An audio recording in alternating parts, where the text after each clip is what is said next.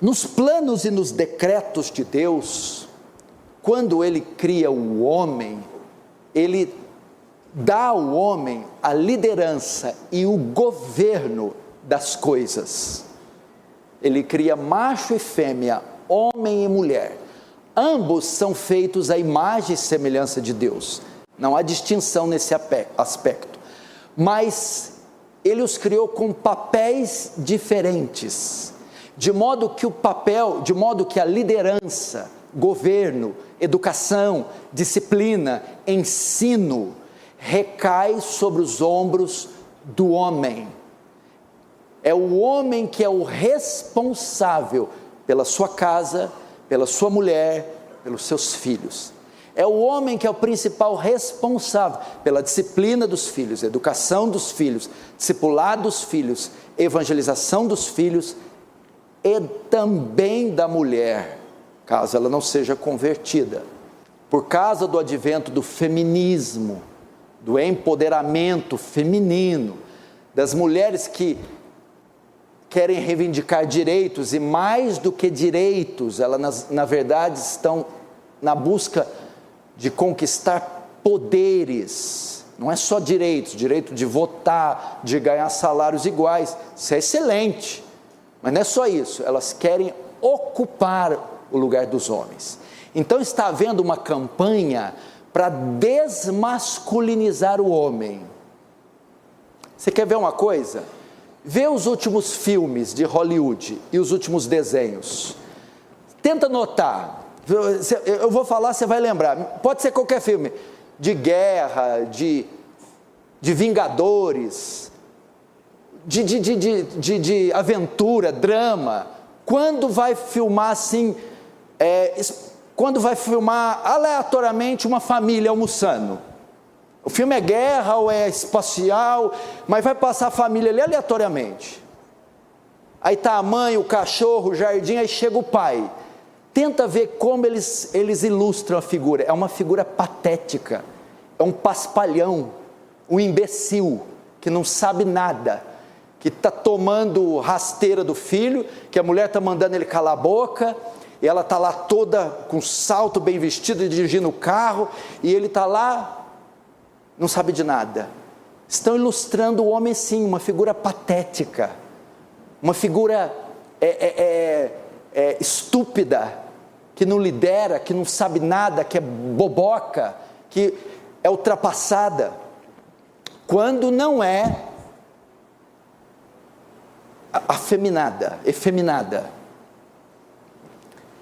Há uma campanha então para desmasculinizar o homem, há uma campanha para efeminar o homem, tirar a voz ativa dele da sociedade, tirar a liderança dele. Pode ver que a maioria dos homens estão deslocados, mercado de trabalho disputadíssimo com as mulheres, e as mulheres cada vez alcançam mais o mercado de trabalho e cargos melhores. Diplomas ou vestibulares, mulheres cada vez têm diplomas melhores e preenchem mais vagas nas universidades.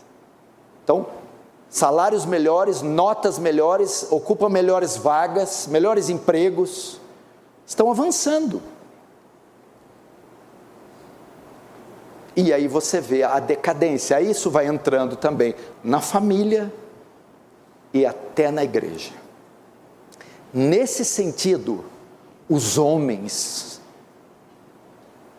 não podem ficar quietos e parados. Eles têm que redescobrir sua posição na sociedade, no Estado, no reino de Deus e na igreja.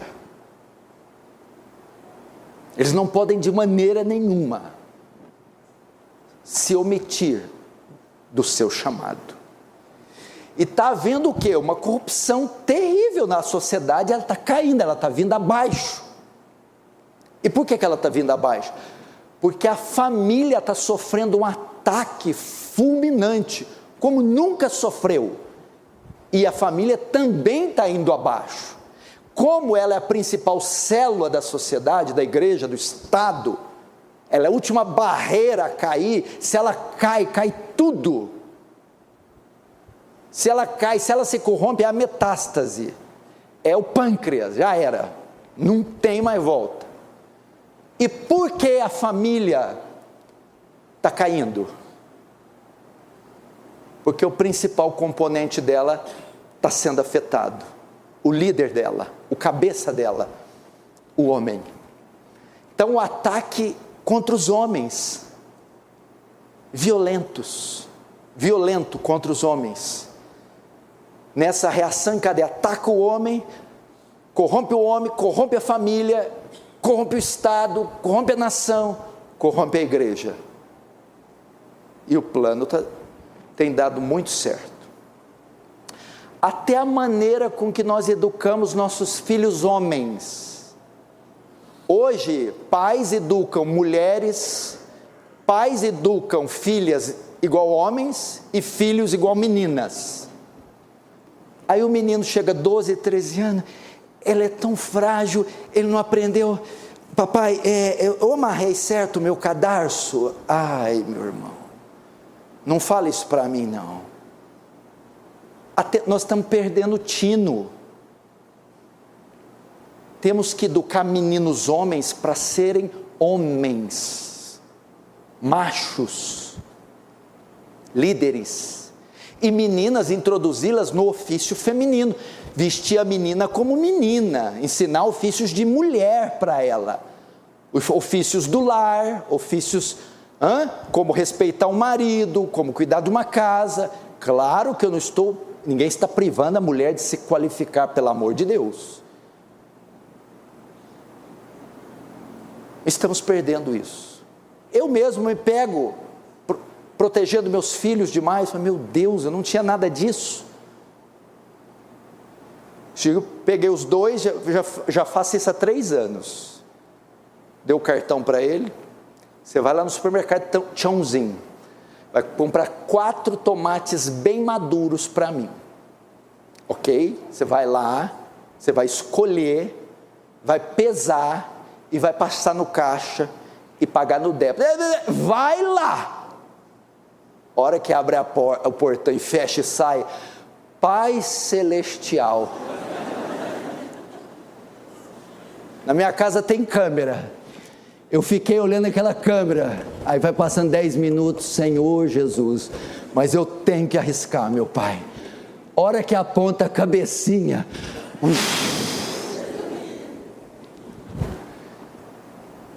Tentar de alguma forma, sem ser, claro, sem ser irresponsável, criá-los como homens. Então está acontecendo isso. Agora há algumas barreiras aqui. Presta atenção, homens, estou me dirigindo a vocês. Primeiro, então, vamos lá. A cultura conspira contra vocês. Vocês não vêem esses filmes aí, vocês não ficam loucos? Vocês não vêem esses pais panacas, vocês não falam, eu não sou assim não, ou você é assim?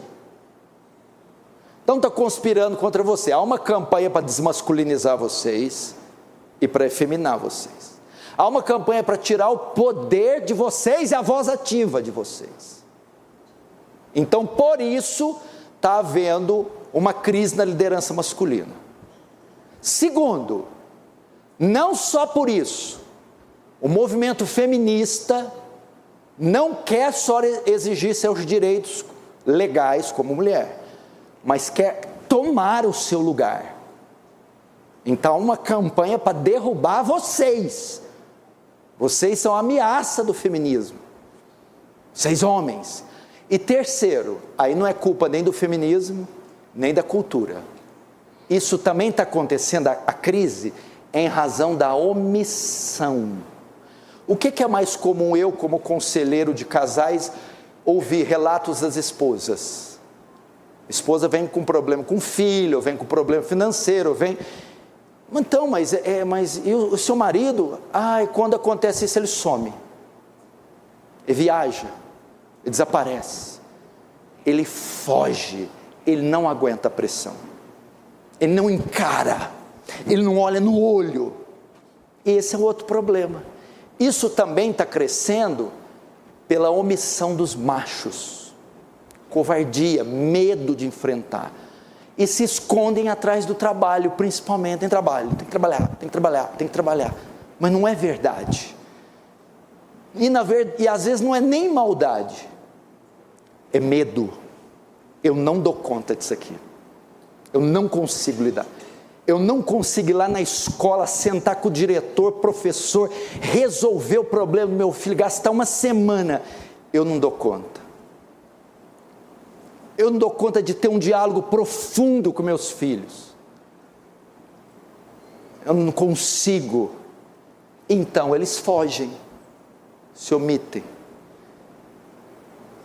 Essa talvez é a maior causa, principalmente como se diz, dos cristãos, porque os cristãos não vão ser afetados nem pelo feminismo, nem pela cultura, pressupõe, mas a omissão está presente. Talvez porque a causa não foram educados devidamente. Muitos homens vêm de um histórico familiar traumático, ou de drogas, ou de um lar cheio de bebidas, ou foram abusados, rejeitados, esquecidos, enfim, não foram formados biblicamente, nem foram treinados para serem homens. E aí o resultado vem a falta de liderança. Vem agora uma quarta razão. Presta atenção, essa ela é bem sutil, presta atenção. Por que está vendo isso? Maridos que são casados com mulheres manipuladoras, e elas com uma perspicácia e sutileza vão tolindo a liderança dele sem ele perceber. Simpática, educadamente, sorrateiramente, ele nem percebe, mas quem está mandando na casa é ela que está dirigindo, coordenando, governando, manipulando. Eu vou dar um exemplo que é um exemplo de uma mulher muito, muito ruim na Bíblia, mas o que ela fazia era sutil. Jezabel. Acabe veio da linhagem dos reis de Israel. Acabe era judeu, israelita, e ele promove o culto a Baal. Baal era um deus cananeu, pagão. Por quê? Porque ele se casou com Jezabel, que era cananeia. Jezabel influenciou a religião do marido. Acabe cultuava conforme Jezabel determinava. Olha só, tem homens que a vida espiritual é regida pelas mulheres. Manipulava. Quando Nabote está fazendo negócio com Acabe a respeito de uma vinha, é compra e venda de uma vinha, uma terra. Jezabel interfere e ela manipula para o negócio ser feito do jeito que ela quer. Mulheres que influenciam nos seus negócios, como você lida com o dinheiro, como toma decisões financeiras, profissionais, que metem o bedelho na sua empresa, no seu salário, no seu ordenado, como você conduz. Jezabel era assim. Jezabel que ordenou a perseguição e a morte de Elias. O papo era de Elias com Acabe. Talvez Acabe não desejaria matar Elias, porque reconhecia que ele era um profeta. Jezabel interferia nos relacionamentos interpessoais de Acabe. Esse eu não gosto, você também não vai gostar. Esse eu não quero, você também não vai querer. Isso é uma maneira de ter crise na liderança masculina. As esposas que manipulam. Na verdade, quem aperta o botão é o marido. Quem paga a conta é o marido. Quem dirige o carro é o marido. Quem faz, tudo é o marido. Mas influenciado por ela, por trás. Na verdade é assim, ó. O que é manipular? Essa palavra vem do marionete. Não tem aquele mascote mexendo a mãozinha?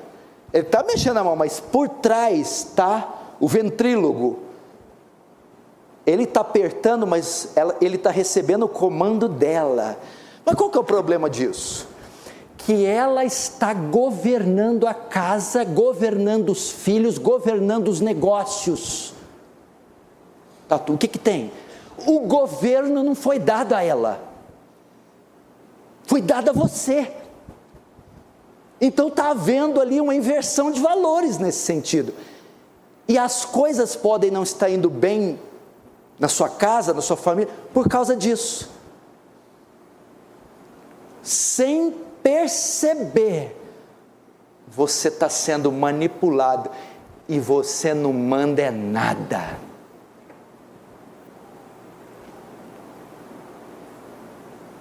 Não estou dizendo que a gente não ouve a opinião de mulher, mas eu sei quando a minha esposa está querendo me manipular. Eu sei quando... Peraí. Marido, não se preocupe, se você é grande ou pequeno, forte ou fraco, negro ou branco, se você é novo convertido ou ancião, não importa, se você é homem, Deus investiu você de autoridade, a palavra final é sua. Deus investiu, Ele te deu uma posição dentro da tua casa, não abra mão dela.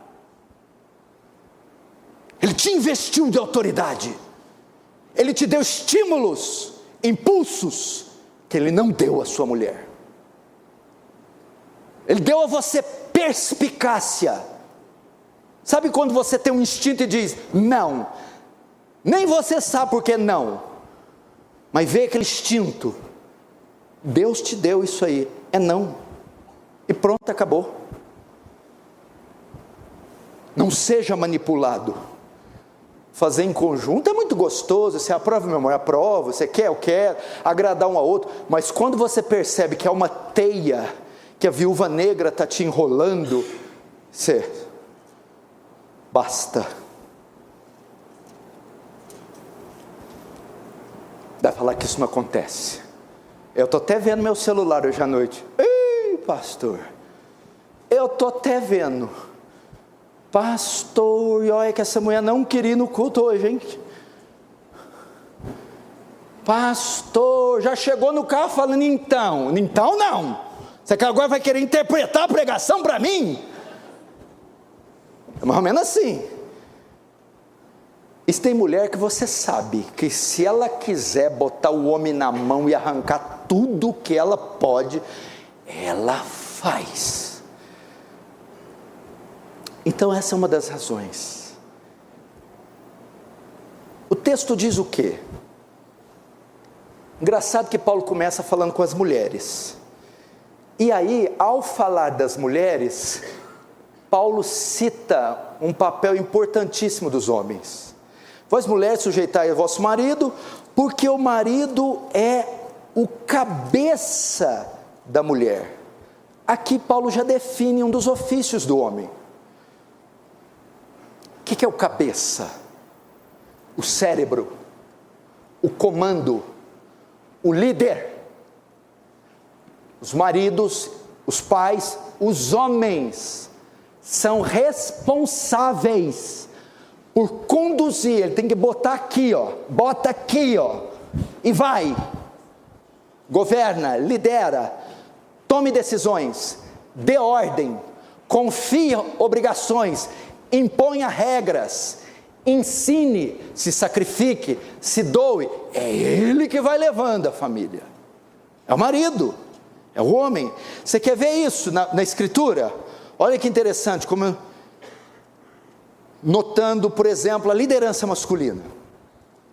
Gênesis 1:26 e Gênesis 2:15, Deus cria o homem e dá uma ordem para ele, diz, ide, frutificai, governai, povoai a terra, lavrai a terra, ok?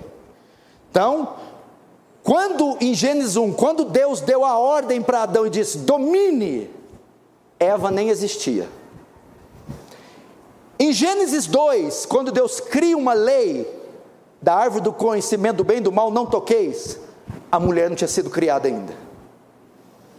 Em Gênesis 3:6, a mulher quando desobedece e come do fruto, não acontece nada. O homem quando come descobrem que estão nus, o pecado entra na terra. Em Gênesis 3:9, quando eles pecam, Deus não se dirige à mulher, mas dirige ao Adão. Adão, onde estás? Em Gênesis 3:17, ele lança maldição sobre eles. Sobre a mulher, é só sobre ela, com dores dará a luz. Sobre o homem, é sobre ele e sobre a terra. Maldita será a terra por tua causa. Com isso está mostrando o quê? A liderança masculina. Eu não quero contas com Eva, eu quero com o líder Adão. O pecado de Eva não afetou a criação, porque ela não é líder, mas afetou por causa de Adão. Você está vendo isso? Uma matéria no jornal inglês, lembra da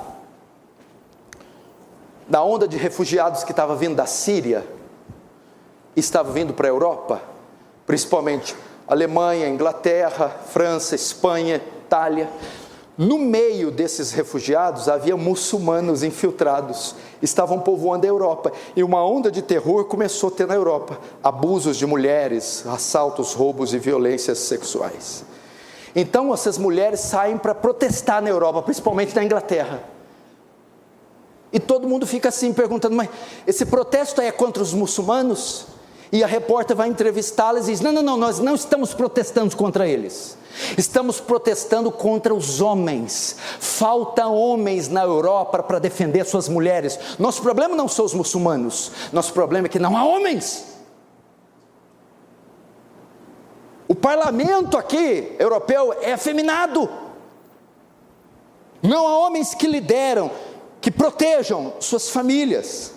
Olha só, por exemplo, em Juízes 17:6, naqueles dias não havia rei em Israel, cada um fazia o que parecia bem aos olhos. Naqueles dias, que dias? O dia dos juízes. Qual foi o período dos juízes? Ele durou 350 anos, foi o pior período de Israel. Houve idolatria, houve sincretismo, houve paganismo, houve apostasia. Qual foi a causa desse declínio de Israel? O verso 6, não havia rei em Israel. Rei fala do quê? Não havia autoridade, não havia liderança, então se perdeu o país.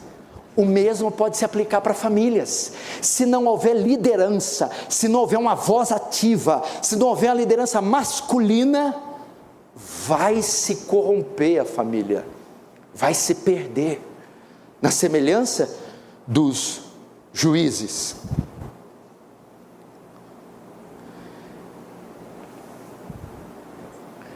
E eu quero, homens, que vocês se ergam e ocupem a posição honrosa de vocês, como machos alfa, como líderes das mulheres e dos filhos, para nós nos protegermos desse ataque, para nós salvarmos essa geração, a igreja de Cristo, nossos filhos, nossas esposas, essa sociedade perdida.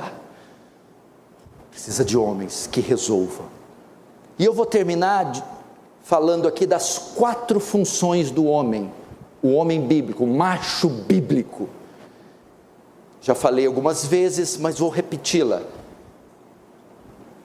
É o sacerdote, o profeta, o provedor e o protetor.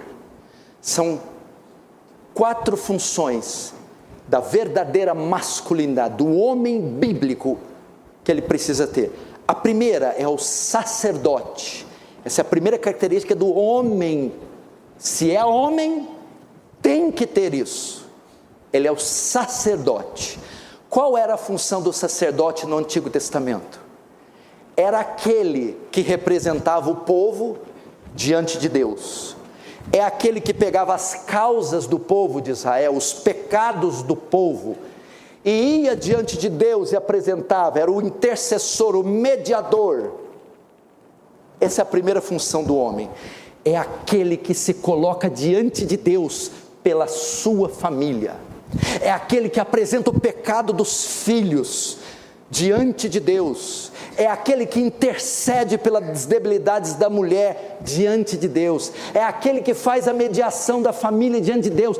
Ele é um homem espiritual, é um homem que anda com Deus, ele é o intercessor da sua família. Deus, quando passa em revista no seu lar, vê aquele homem de joelhos orando pelos filhos, pela mulher, pela casa. Ele é o guarda, é o sentinela da família.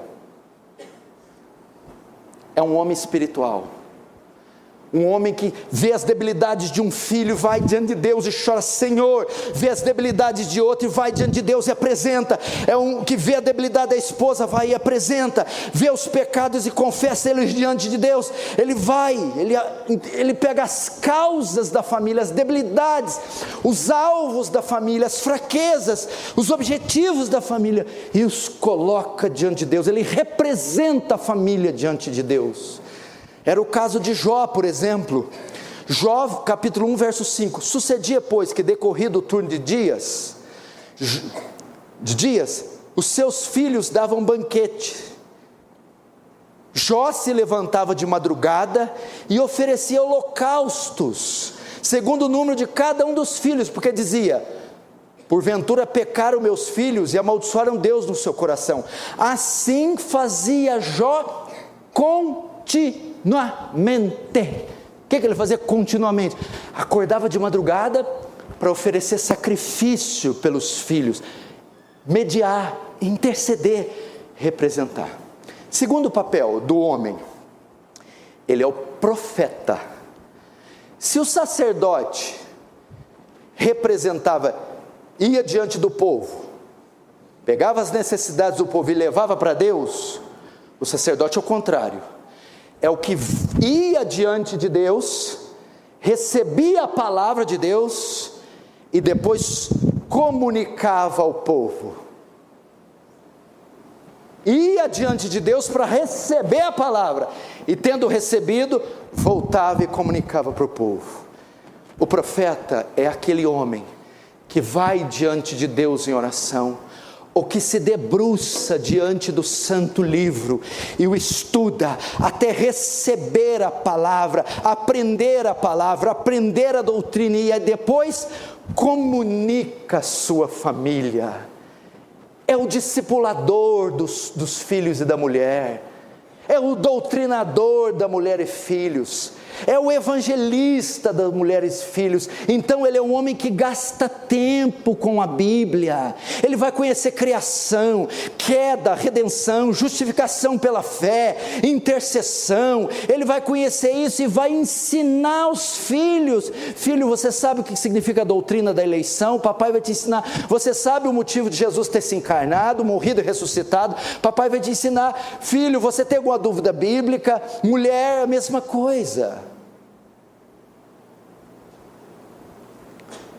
Um vídeo agora está correndo aí nas redes sociais, um vídeo gravado pelo Paul Washer, e ele diz: você pai, homem, marido, a melhor coisa que você pode fazer pelos teus filhos e sua mulher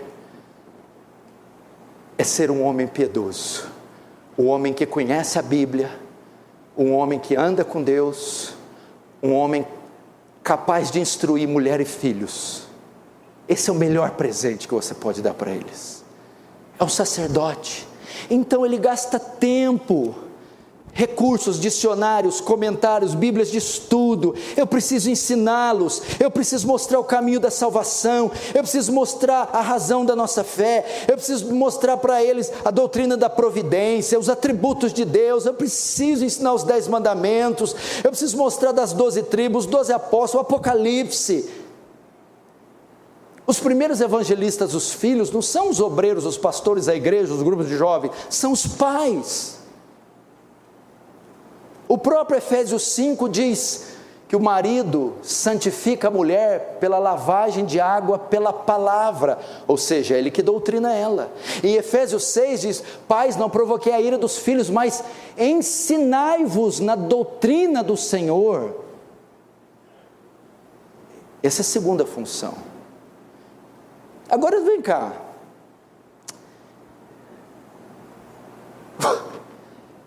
você terceirizaria algo assim? A questão não é, poxa, a escola dominical, a igreja, eu quero que alguém faça, mas peraí, eu vou abrir mão de evangelizar meus próprios filhos, de ensinar doutrina para os meus próprios filhos. A questão não é que se eu posso terceirizar, a questão é que eu não quero conceder esse privilégio para ninguém, exceto eu e a sua mãe, porque isso aí é uma honra. Imagina alguém que treinou durante anos Usain Bolt, ou treinou Michael Phelps, ou treinou Michael Jordan, ou treinou Edson Arantes do Nascimento, Pelé, e depois vir ligar 3 Copas do Mundo, 8 medalhas na mesma Olimpíada, e dizer, foi fruto da minha dedicação, eu não vou dividir essa glória com ninguém, é uma glória, cancelar tudo quanto é evento e ficar só com os meus filhos lendo a Bíblia.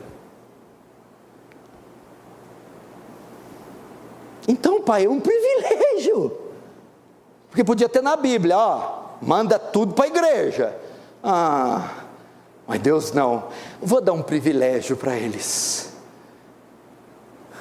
privilégio. Senta aqui, minha mulher, o que foi? O pastor pregou do juízo hoje, do trono branco, aquela coisa toda. Filha, mas aquele julgamento é só para os não salvos, o nosso julgamento é só para galardão. É mesmo? Você não prestou atenção? Não, fiquei com medo logo no início. Dura se ela fala isso e ele fala, é mesmo? Ai. Estão tudo rindo, né? Pode mandar cartinha anônima para mim, tá? Não precisa revelar, não. Aí o homem fica sem dormir, você passou medo nele, não conta isso para ele não. Terceiro, ele também é o provedor. O que é o provedor? O responsável por prover sustento e uma vida digna para a família. Habitação, vestuário, alimento, educação. Veja só, quando o homem cai, Deus vai lançar uma maldição sobre ele. E ele fala o quê? Ele fala para Eva, do suor do teu rosto comerás. É assim? Não, ele fala para Adão, do suor do teu rosto. A responsabilidade para a provisão no lar é do homem. Mulher e filhos vão viver do suor do homem. Então ele tem que ser um camarada capaz o suficiente para prover habitação, vestuário, alimento, educação e tratamento médico. Não estou dizendo que tem que dar luxo, e nem estou dizendo que a mulher também não pode trabalhar meio período, ou se já criou os filhos, não é isso. Mas a responsabilidade primária de sustentar o lar não pode ser dela, tem que ser dele. Mas eu ganho pouco, trabalha 2 períodos, se vira. Mas meu serviço é muito fraco. Vai estudar e vai se aperfeiçoar. Por que casou então? Mas é assim que a Bíblia diz. Você vai tirar a menina do lar dela, que ela está protegida, bem tratada, alimentada, para passar vergonha? Para passar fome? Não pode fazer isso. Então você não tem que fazer isso durante o processo, tem que fazer isso antes do processo. Está com vontade de casar? Já começa a estudar 6 horas por dia, já começa a fazer hora extra, já para de comprar lanche de 20, 30 reais e tênis de 600. Por quê? A responsabilidade da provisão repousa sobre os ombros masculinos. A questão hoje não é só tem a falta de emprego, eu sei, dificuldade, pandemia, mas tem a falta de qualificação e a preguiça. Meninada de 15, 16, 17 anos hoje, acorda à tarde, vai jogar videogame e fica com essa cueca fedida para fora. E você apaixonando por um cara desse. Ai meu Deus, eu sou frenilda. Quer sofrer, vai em frente. Não vem pedir aconselhamento depois não. Eu vou só falar assim, não falei, não avisei. Por fora, bela viola, por dentro, pão bolorento. Ai, mas tão bonitinho, mas é preguiçoso. O cara tá com a mesma cueca faz 4 dias, minha filha. Quem que aguenta um negócio desse?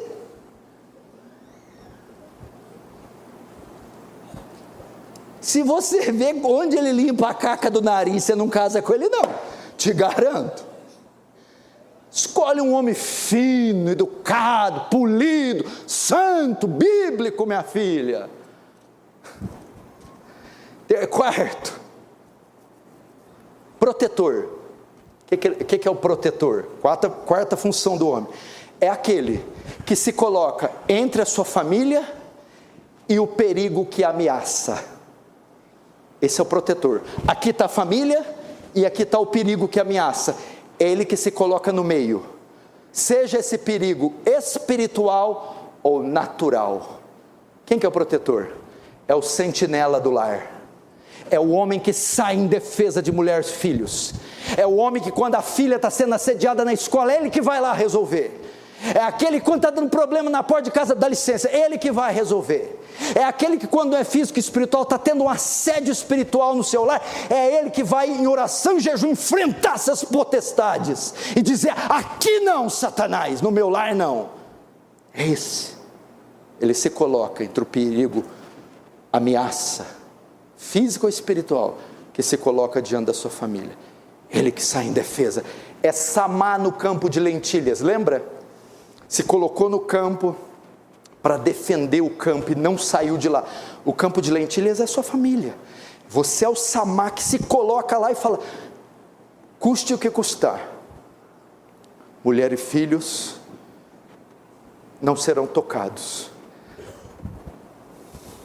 Portanto, queridos irmãos,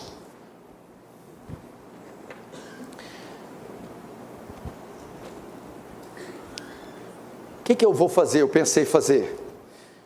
A gente tem feito reunião com as irmãs. Eu quero fazer uma reunião só com os homens. E para ensinar isso aqui, mais sobre masculinidade, e abrir para perguntas e respostas, tirar dúvidas. Muitas pessoas ficam com dúvidas. E lembrando, cuidado com o extremo. Nós temos 2 extremos. Ou os maridos e pais que acham que ser líder é ser violento, truculento, vingativo. Não, a autoridade não é violência. Espanca filho, é grosso e bruto com mulher, resolve tudo no tapa. Não, isso não é masculinidade. E os outros são omissos e efeminados. Também não. Você faz o quê? Exerce liderança com firmeza, autoridade, ousadia, mas com amor, paciência, misericórdia e sabedoria. Você quer ver o modelo?